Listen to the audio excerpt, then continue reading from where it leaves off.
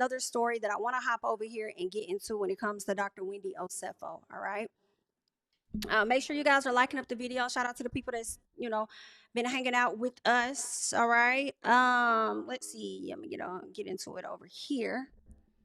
All right. So let us do this right here. Whew.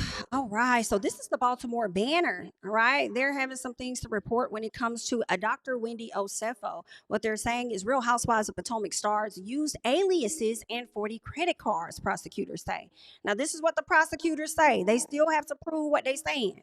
But did what they say. All right. They're saying Wendy and Eddie Osefo were indicted by a Carroll County grand jury last month on charges of insurance fraud. Prosecutors are seeking financial records of Real Housewives of Potomac star Wendy Osefo and her husband Eddie Osefo that they say will show a pattern of excessive spending and support a motive in the criminal fraud case. This is what the new court filings are showing. Now, when was this reported?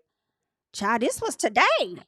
This was today, about an hour ago, right? So they're saying that defense attorneys for the Osefos had said Carroll County prosecutors were on a fishing expedition in seeking new banking records for the couple who were indicted last month for allegedly staging a burglary at their Finksburg home in order to claim losses. They want the subpoenas quashed. I guess that means squashed, not quashed, or whatever. So, but prosecutors responded saying the Osefos have about 40 credit cards, okay, credit or debit cards, some of which are believed to be in company names and have in other instances used the aliases Pam Oliver and Eddie Hennessy. Girl, what? Pam Oliver and Eddie Hennessy in a deliberate attempt to mask their identity. Prosecutors also say Wendy Osefo falsely denied using PayPal, Venmo, and Cash App to pay for jewelry. Girl, at this point, y'all slandering. At this point, girl, y'all better come with that proof, okay? And y'all better be in a state that's gonna allow us to bring cameras into the courthouse, girl. Okay? Because at this point, it's giving defamation until proven guilty. It's giving defamation, right? So they're saying the state anticipates seeing purchases as well as returns on the financial records, prosecutors wrote. Additionally, the state expects such documentation to show a pattern of excessive spending, supporting motive in this case. They're saying the state avers that insurance fraud is a financial crime, and in that the amount of debt owed by the Osefos jointly, individually, and by the businesses that they own is highly relevant to their motive. I need to know why y'all ain't put all this in there the first time, because I need to know how. If they put just their names on the dotted lines, how is it connected back to the insurance fraud unless some of the items they purchased were under these business debit and credit cards, right, that they ended up returning back to the stores? So I don't know. Something about this is a little wonky for me. And let's not act like let's not act like prosecutors don't also be on fish hunts, like the man said.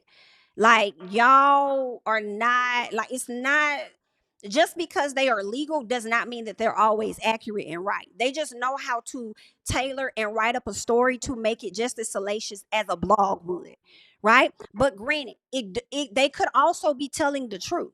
They could very well be telling the truth, but then also they could be adding some damn spice on it, right? From things that I've read when it comes to legal documents and sitting in courtrooms and just watching prosecutors, they will hype up the smallest shit to make it seem like it's this big grand thing. And that's why you have to go back and forth to weed out, okay, you doing a little too, for the judge to realize, okay, you doing a little too damn much. Okay. Right? That's when, the judge may make a verdict, whatever the case is. But anywho, sometimes the short answer is prosecutors can be full of shit too. It don't mean the Osefos ain't, but I'm just saying prosecutors can be full of shit. So they're saying Eddie Osefo's attorney, Joseph Murtha, said the requests were overly broad and strangely timed, saying prosecutors were looking for something that they haven't figured out after 18 months of investigating. He says authorities hadn't talked to the Osefos from the time of the break-in until they were charged. criminally. Wendy Osefo attorney Jeremy Eldridge declined to comment. Now, the circuit court judge, Bryant Leonardo, said he would take up the dispute over the subpoenas at a status hearing in December.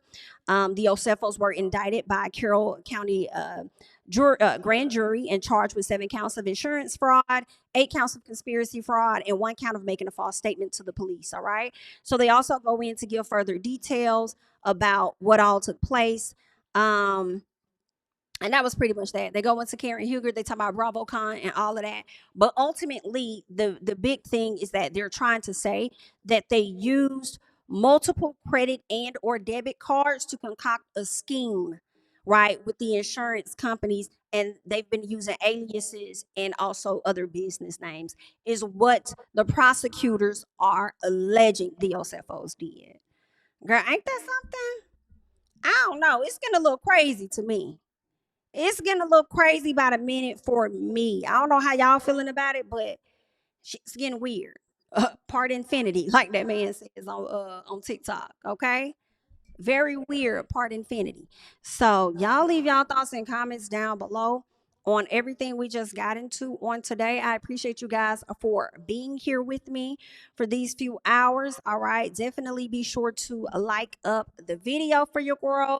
Subscribe to the channel if you have yet to do so. I'm JamiThatsMe, and I'm going to catch y'all in the next one, honey. Bye. Tell him I preach to the choir. Stand with my feet to the fire. Give all the glory to God. Stand in the midst of these haters, I'm silent, nobody can stop me. Just gotta check in my notification, them numbers hit like it's a praxis. Cash died at the ATM, and the ATL, they done made a gym. I've been kicking doors like the ATF, got them trying to clone me like ages. Game time, I invaded gym. High elevated, I could face the rim. Putting shots up, I got laser focus, about to take it over. I'm Invader Zim, on a trip to Florida like it's A&M. Who that nigga, man, they say I'm him. Spit the truth, never wasting film. I can fill a pool, we gon' make them swim.